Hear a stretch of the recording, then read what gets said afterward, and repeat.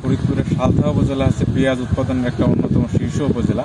তো এই পেঁয়াজের ভিতরে একটা আছে মুড়ি কাটা পেঁয়াজ, যেটা আগাম হয়ে থাকে। তবে এই মুড়ি কাটা পেঁয়াজের ক্ষেত্রে আমরা একটা বিশেষ বৈশিষ্ট্য দেখতে পাই, যদি এই গুটিটা বা মুড়ির সাইজটা একটু বড় হয়ে যায়, সেক্ষেত্রে কিন্তু পেঁয়াজ পরবর্তীতে 4 থেকে 5টা কোয়া হয়ে যায়, এবং এই 4 থেকে 5টা কোয়া হয়ে গেলে এইটা কৃষকের জন্য জনক হয় না। আমরা যদি 2টা পেঁয়াজ তুলি, তাহলে আমরা এখানে দেখতে পাই যে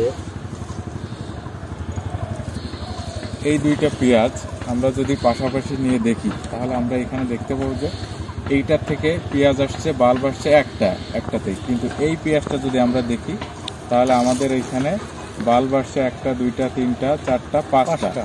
অর্থাৎ এই 5টা বাল্ব আসার কারণে কিন্তু এই পেঁয়াজগুলো সাইজে ছোট হয়ে যাবে, যার ফলে এটা মার্কেটে যখন নিয়ে যাওয়া হবে, এটার গ্রেডিংটা কম হবে, এটার দামটা কম হবে, তুলনামূলক কম পাওয়া যাবে। তো এই কাজটা হওয়ার মূল কারণ হয় যেটা অনেক সময় যদি আমাদের যে গুটি থাকে, সেই গুটির সাইজটা যদি বড় হয়ে যায় বেশি, অথবা মাটিতে আর্দ্রতা বেশি, অথবা হচ্ছে আমরা যদি ইউরিয়া সারটা বেশি ব্যবহার করি। যে চাষি, তার কাছ থেকে একটু শুনবো। আপনি একটু বলেন যে এই যে গুটি যদি এরকম 4-5টা বাল্ব হয়, তাহলে আপনার লাভ হচ্ছে না লস হচ্ছে? না, তুলনামূলক ফলন কম হয়, তাতে আমাদের লসই হয়, লাভ কম হয়।